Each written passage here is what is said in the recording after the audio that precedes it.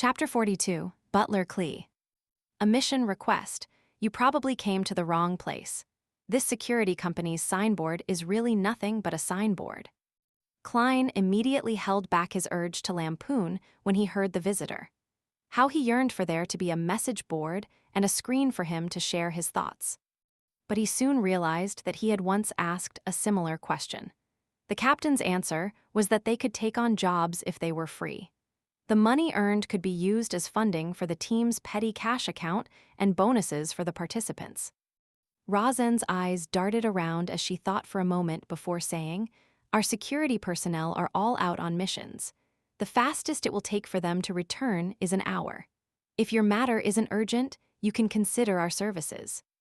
Among the 6 formal Nighthawk members, Captain Dunn Smith had been invited to the cathedral by the bishop for some unknown discussion. Leonard Mitchell was guarding Channy's gate in his place. Corpse Collector Fry and Sleepless Real Riadine had already headed to the Golden Indusboro to assist the police in the investigation of a robbery case with cultist inklings. Sleepless Kenley White was on leave, while Midnight Poet Sika Tron had gone to Raphael Cemetery in the north suburb for a daily patrol. As for the remaining 2 Beyonders, Old Neil was frail and too advanced in his years. He had not taken any missions in a long time. Klein was still a novice and was truly inadequate in various aspects. They are all out. With one hand holding his umbrella, the lanky man's expression turned gloomy as he took off his hat. He bowed and said, "Sorry for intruding. Goodbye." He turned around and walked out. He went down the stairs and left 36 Zoudeland Street amid the spattering rain and howling winds. What a bloody pity. Rozen watched the man left and sighed regretfully. Although she would not have gotten any share of the commission, she definitely would have been able to partake in a sumptuous meal. There's nothing we can do about it. Channy's gate needs someone watching it all the time. Klein put down his cutlery in satisfaction. Even though he did not like the soup mixture of turnips and vegetables, he still drank it clean. Don't tell me you want Brett to take the mission, or yourself. Rozen rolled her eyes and giggled. Brett won't do, but you can, our Mr. Sear. The moment she finished her sentence, she immediately realized what she had just said. She covered her mouth in shock because the door had not been fully closed. If someone walked past outside or heard anything about Beyonders, it would be considered a leak. Thankfully, Captain isn't around. Rozen looked out the door and secretly stuck her tongue out. Or I'll have to go for confession again. Brett and Klein laughed out in unison as they exchanged looks before beginning to put away the cutlery. After everything was done, Klein, who did not bring his umbrella, decided to stay at Blackthorn Security Company due to the ongoing rain. He took out some newspapers and sat on the soft but bouncy sofa as he leisurely began his afternoon break. The airship route from Backland to Daisy Bay is now in service. The complete anthology of the great detective Mansang is publishing soon. An advertisement for Lagola's weapons. A standard model revolver carrying 6 bullets costs £3 and 10 soli. A double-barrel gun costs £2. Klein flipped through the Tingen City Honest paper when a particular piece of news suddenly caught his attention. The suspect responsible for killing Mr. Welch and Miss Naya has been caught. We believe it is a much-needed reprieve from the horror that has gripped Northborough, Golden Indusboro, and Eastborough. Welch's father, Mr. McGovern, who is a banker, has escorted his youngest son's corpse back to Constant City, where a grand burial will be held. After reading it a few times, Klein suddenly sighed. From the looks of it, Welch's father had bought the police's explanations and did not hire a private investigator to investigate the matter. His grief from losing his youngest son can't be any greater than that of my parents, who lost their only son. In a sullen mood, Klein sat there motionless for a long time. He neither found it odd that he was not invited to Welch's and Naya's burials, nor did he feel depressed. Once everything calms down, I'll find a chance to offer a bouquet of flowers to their graves. Klein was about to take a nap in the break room when a knock came from the door of the reception hall again. "Please come in." Rozen, who was nodding off, suddenly jolted awake. The half-closed door was pushed open again. The lanky man from before walked in once again. "Can I wait here? Your mercenaries know security personnel should be back soon, right?" he asked sincerely, trying his best to hide his anxious expression. Sure, please have a seat. Rosen pointed at the sofa nearby. Klein asked out of curiosity, where did you hear about our security company? Who introduced you here? He had made 2 trips despite the heavy afternoon storm, while still willing to wait. Yes, the Nighthawks must have easily resolved missions that might seem very difficult to others. They must have accrued quite a reputation.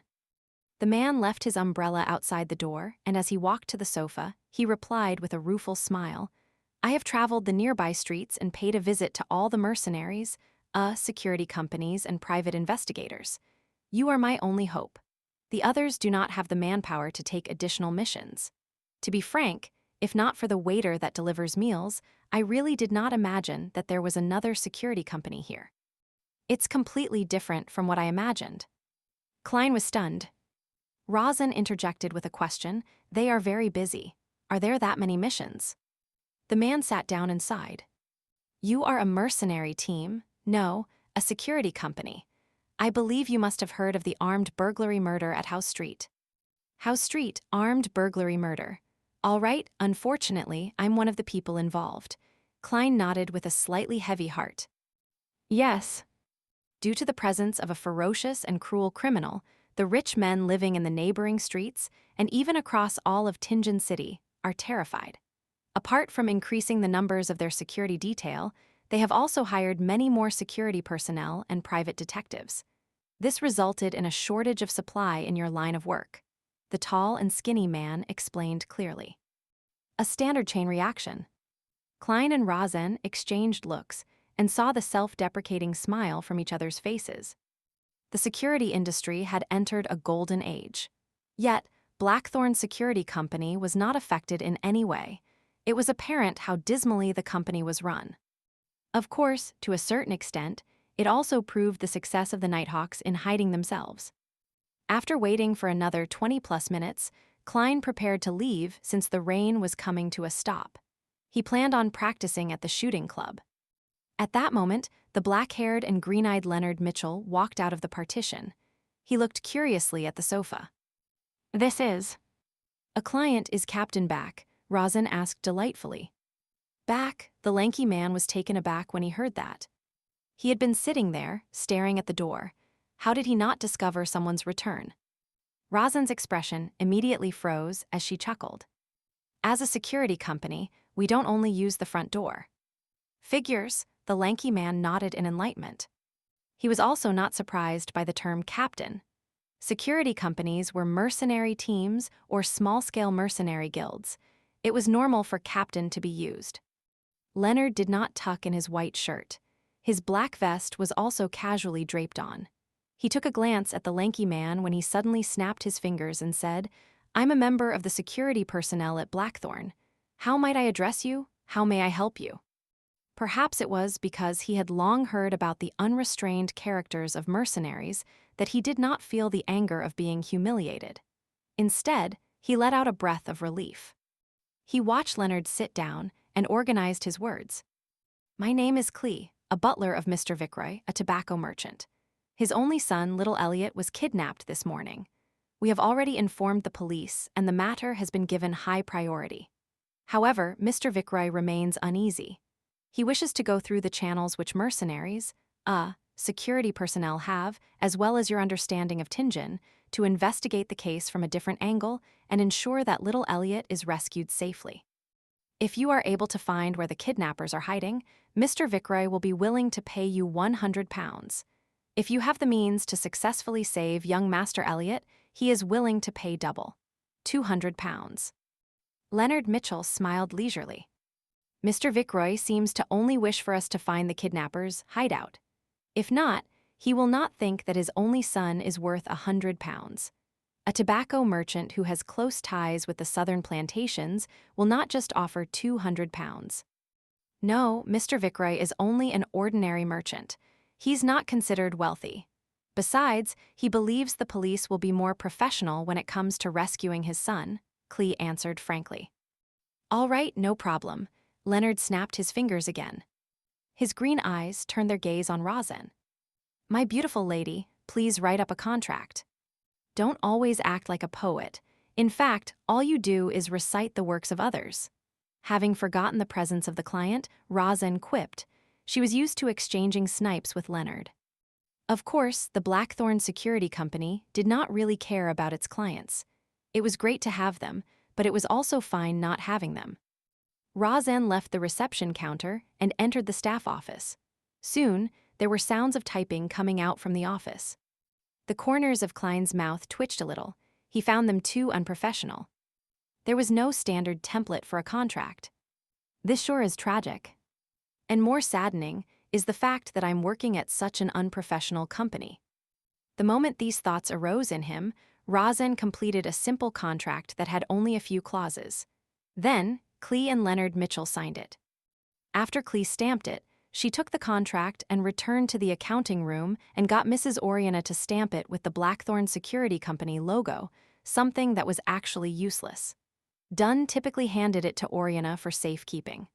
On Sunday, it would be passed to Rosin and Company. I'll wait for your good news. After receiving one copy of the contract, Klee stood up and bowed with his hat off. Leonard did not respond. He seemed to be in deep thought. He suddenly turned his head toward Klein and revealed a smile. I need your help. Klein was taken aback. I mean, you and I can finish this mission together. The corners of Leonard's mouth curved up slightly as he explained. I'm good at combat, shooting, climbing, sensing, and chanting, and taking on some support roles. But that does not include looking for people. You don't expect old Neil to go out in such weather, right? When he said sensing, his voice was lowered to a mumble that Klein could barely hear. All right, Klein did have the urge to attempt his new abilities, while also feeling a little wary toward Leonard Mitchell. Phew, let's hope it will be completed successfully. I wonder how useful my seer abilities will be. He wondered with some anticipation.